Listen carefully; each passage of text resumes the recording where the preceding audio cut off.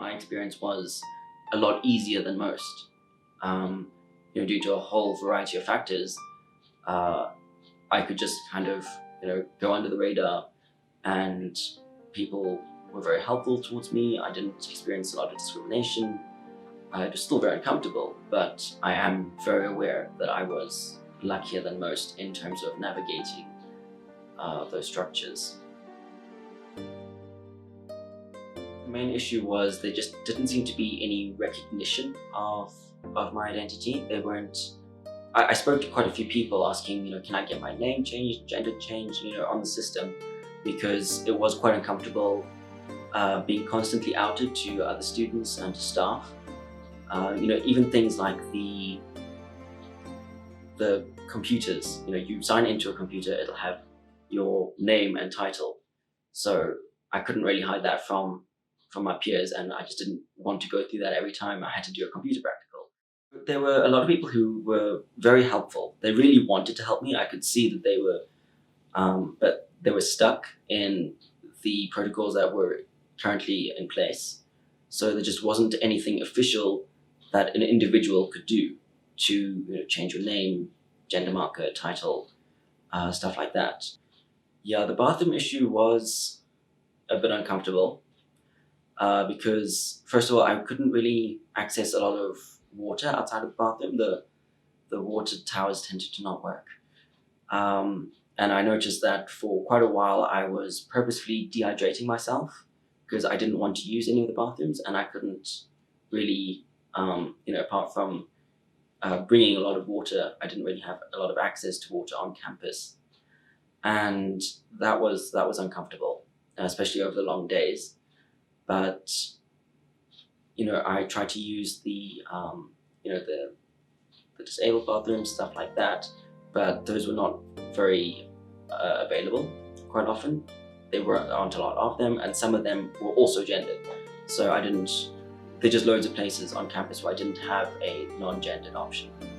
Yeah, so when I came to speak to peer, I think it was mainly the name, title, and gender that was on the system, because that meant that I was just outed constantly to other students and to staff, and it was very uncomfortable. And it also felt very unnecessary because I didn't see why it should be so difficult to have a system where, because it was taking a long time through Home Affairs, I'd already applied and everything, but it takes a number of years. And if you can keep those details on file, as you are legally required to, but why couldn't you use your chosen name and pronouns? I couldn't see why that would be impossible. And for me, a huge difference just in day-to-day interactions on campus. Stuff like student card, class lists, any correspondence with the university would have just made it a lot easier. Not only because I didn't want to be outed all the time, but also because it's very invalidating. Every email that you get says, Miss, and with your old name. And every time you see that, it does hurt. So having those things changed would have made a huge difference to me, personally.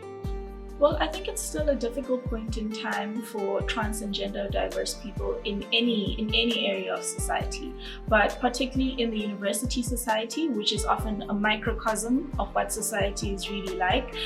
It can be a space that makes you quite anxious about how you choose to express yourself, how you choose to reveal your identity to your direct surroundings, and things such as gendered bathrooms, res allocations, and university extracurricular activities can become a very anxious activity to try and form a part of these institutions.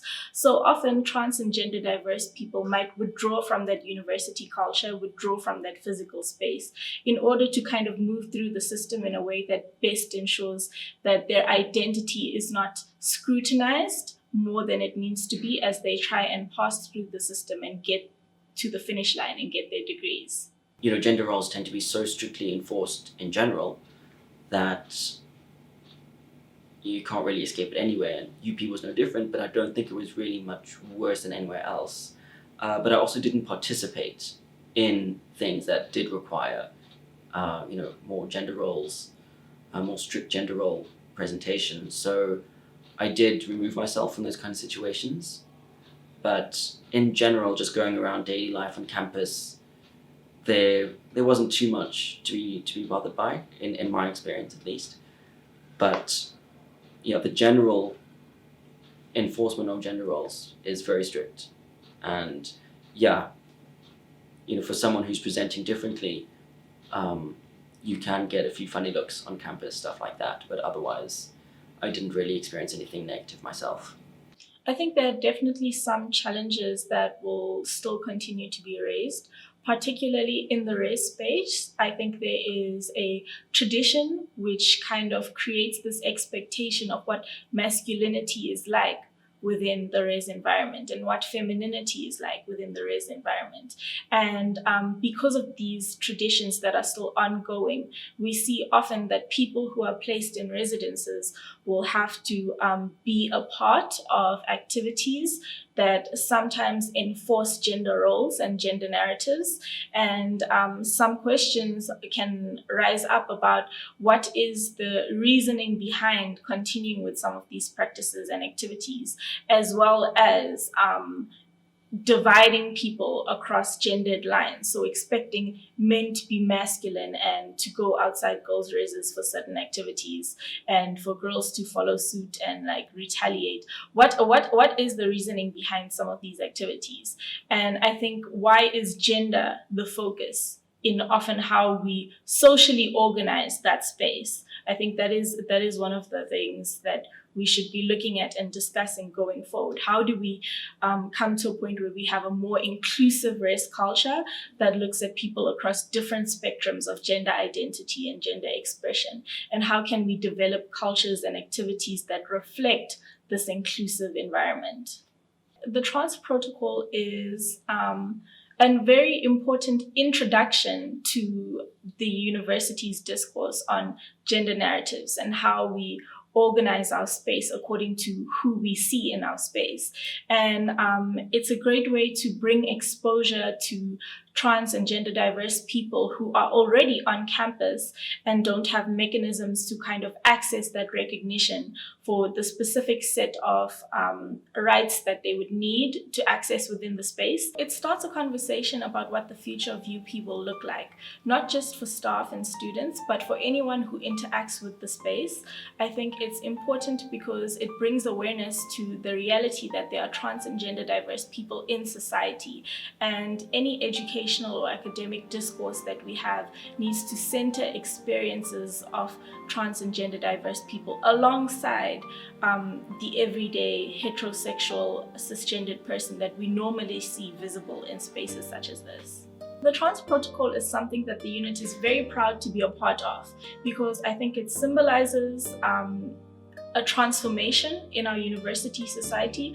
So although our work spreads across the region and focuses on different pushes towards realizing the rights for LGBTI people across different spectrums of what that could mean in the direct environment they're a part of, I'd like to think that bringing the conversation to our doorstep within the university framework has given us an opportunity to directly see how a change in policy can impact the real rights that people interact with every single day when they're on campus. How does it affect your day-to-day life?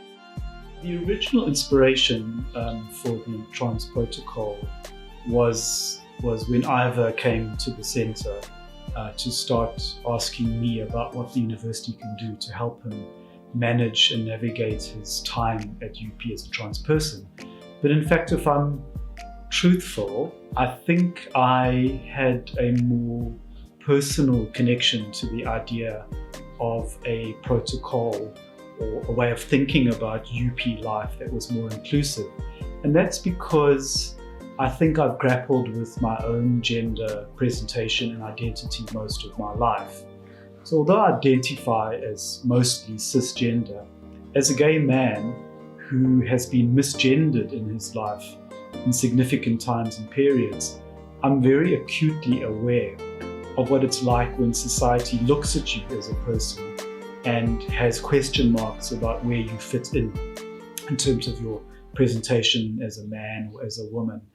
And I think that experience has led me to the point where I've questioned the need for a very strict and firm gender binary or boundary.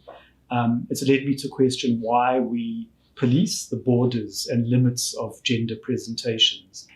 And I think at the end of the day, those experiences have led me to the point where I'm interested in being in a place, a workplace like the University of Pretoria, where gender diversity is unremarkable, where we all feel we are part of this community, where our gender isn't policed or remarked upon. And in fact, you just feel this is a space in which I feel included and welcomed, and nobody has any particular question marks about who you are or how you present yourself to the world. And so, in a way, that was part of my inspiration, is that I want this community to be welcoming for all people. People like me, people who are trans, people who are gender diverse, people who are just questioning, or people who are just who they are. The development of the trans protocol was very much a collaborative process. So as I've mentioned, Ivor came to me as a student, and that sort of kick-started the process for me. I then approached Dr. Madiba, who's the Director of Student Affairs, and she said to me, why don't you put together a working group and come up with some kind of guideline or protocol document which we could then consider taking through the approvement processes at UP. So I did just that. So we had we consulted with the Student Counselling Unit, the Student LGBTI group Up and Out. We included Speak Out UP, which was a group formed around gender-based violence. We included Residence Affairs. We included the Transformation Office. We included the SOGIESC unit at the Centre for Human Rights, particularly Taruna Naidu, who was then a student, but has now come to represent that unit. And we sat together over many months trying to draft and put together this particular protocol. So what you see at the end is a product of many voices and many ideas. Ultimately, the protocol was then taken up to the Institutional Transformation Committee, which Dr. Madiba was now chairing. And as a result of it being presented there, it was then sent to transformation committees across a number of faculties for comment and feedback. And all of that was incorporated into the final document, which, as I say, is very much a collaborative output. And finally, that is the product that was adopted by the executive. The trans protocol really is to kickstart a conversation about what would make an inclusive space for trans and gender diverse people. But it has a number of specific areas it focuses on. Firstly, people who identify as trans and want to announce their transness to the university community can get assistance and support in doing that. If there is some kind of gap between their legal changes to their name and their gender marker, then again, the university can support them during that period.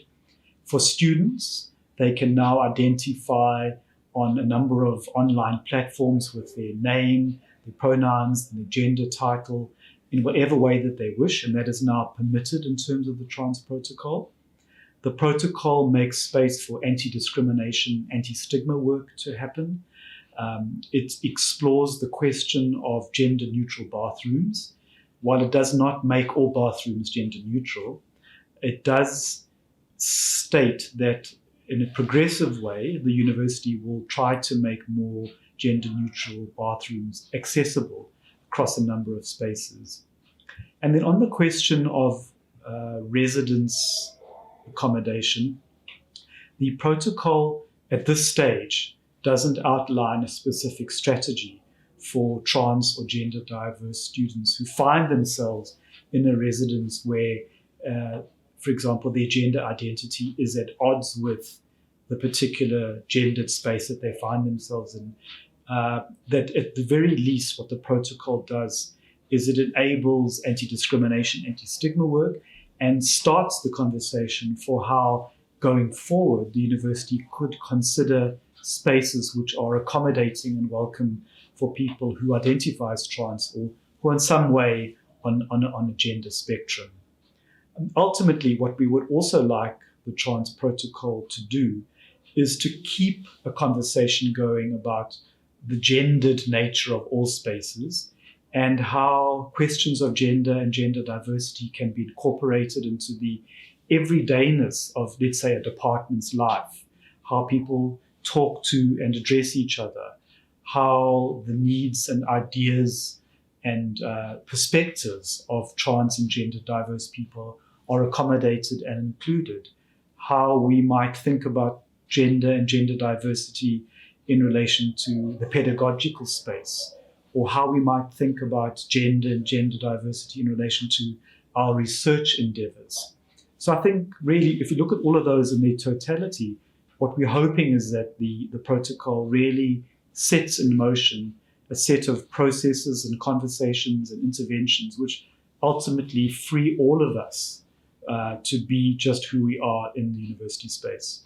I'm really, really happy that it has been adopted by UP. I think that's a really, really fantastic step forward, because there are a lot of places that are just not safe for trans people. So for at least people coming into this university, it's going to be a lot safer, where there is formal recognition that you exist and that you are protected and that you can express yourself.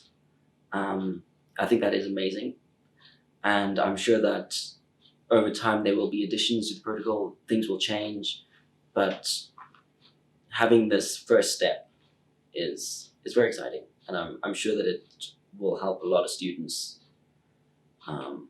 especially as South Africa in general can be pretty hostile to trans people. My experience was quite privileged, probably because, first of all, I'm white. I had a supportive family. My economic class. I just was lucky enough to move in circles where people were generally quite open-minded. And being at a university, most of the time the people are quite liberal. And I didn't really have to go home to a place that wasn't unsafe.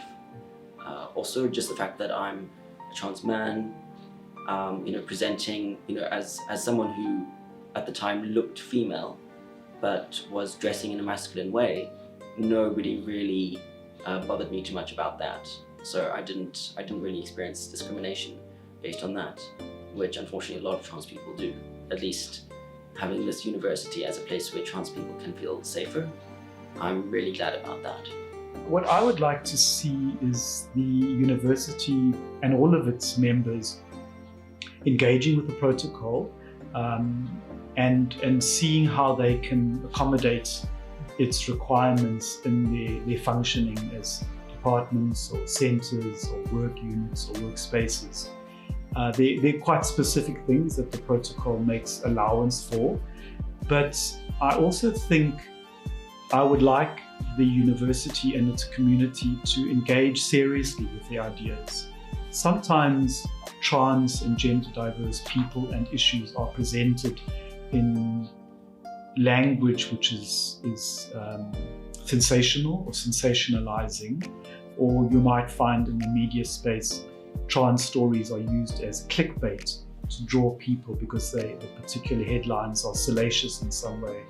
And I think sometimes people think that this question of a small number of people and their needs is frivolous, and they're more pressing and more urgent issues that the university should be dealing with. And I think this is an opportunity to ask quite serious questions about what kind of space do we want, how can we rethink who we are and what we do, and how can we all be freed in a sense. When I first got involved with the trans protocol, I was a student activist, and I was really focused on how we could make the university a more inclusive space for LGBTI people, a safer space for women, for people of the female gender on campus, and also just like bringing the political discourse into this like closeted conservative society that I felt the university space was. And it became more apparent while we were developing the protocol that this is something that people need.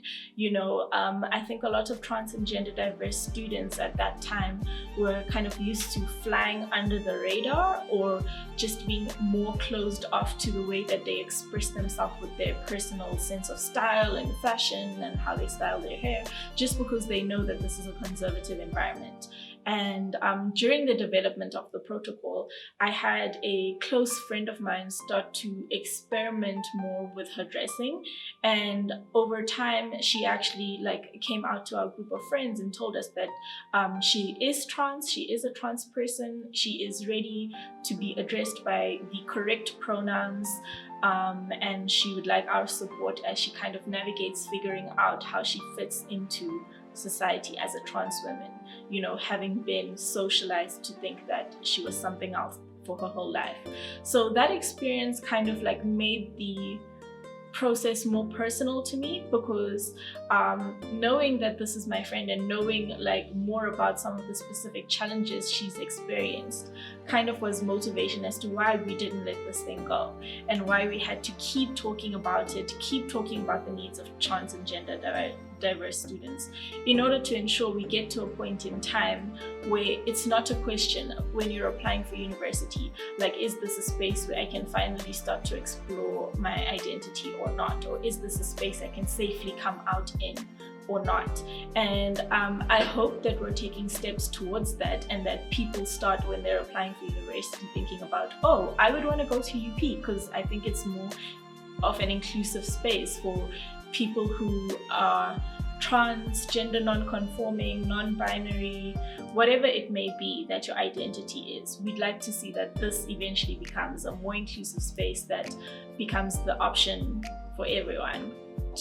The trans population is likely to always be very small, but the difference that you can make to a trans person by relatively small changes, these are not huge things, they do not require vast overhauls of systems, or you don't need to put in a lot of infrastructure just to change these things that will make daily life for a trans person much better. And considering the fact that for most trans people, daily life can actually be pretty difficult, I think that it's a really wonderful thing if universities and institutions can recognize that this group of people struggles with all kinds of matters that most other people don't even think about at all. So you can have huge reward for a relatively low input, and I think by all means, if we can do that for trans people or any other group of people, then we absolutely should.